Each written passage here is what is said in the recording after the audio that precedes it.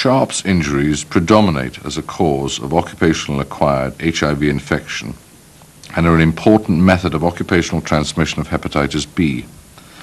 Sharps injuries are lacerations or puncture wounds made by solid or hollow bore needles, edged instruments, broken glassware, or any other item which may be contaminated in use by blood or body fluids. The wise doctor would take extreme care in looking after and disposing of sharps. Far too many accidents occur from this cause.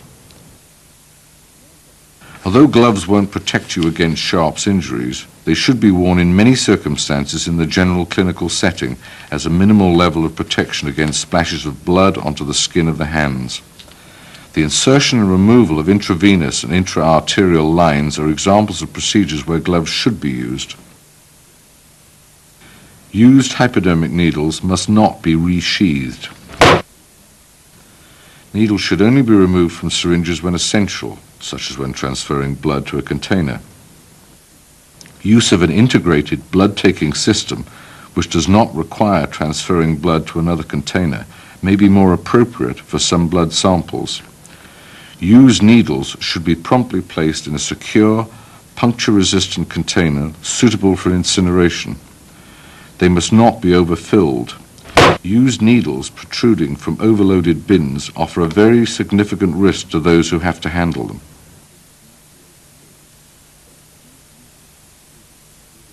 Naturally, in the operating theatre, you will be taking precautions to avoid contact of blood with the skin and mucous membranes.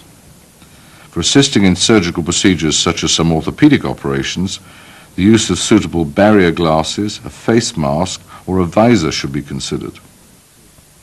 The most important thing to remember when working in an operating theatre is a good aseptic technique. This protects you against the patient and the patient against yourself. And basically it's called good universal precautions. The number of people who are put at risk from careless disposal of sharps is enormous.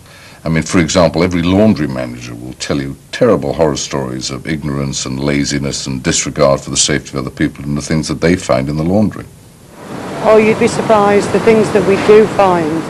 We find scalpels from theatres, we find sirloin drips, we have false teeth, glasses, money, jewellery, oh, you name it, we found it.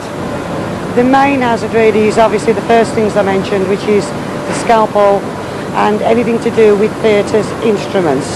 We've had staff that have had their hands pierced, resulting in they've had to have stitches, but they've had to have injections for hepatitis B. They've had to go to our local occupational health and have injections which they might need to have had if this hadn't occurred.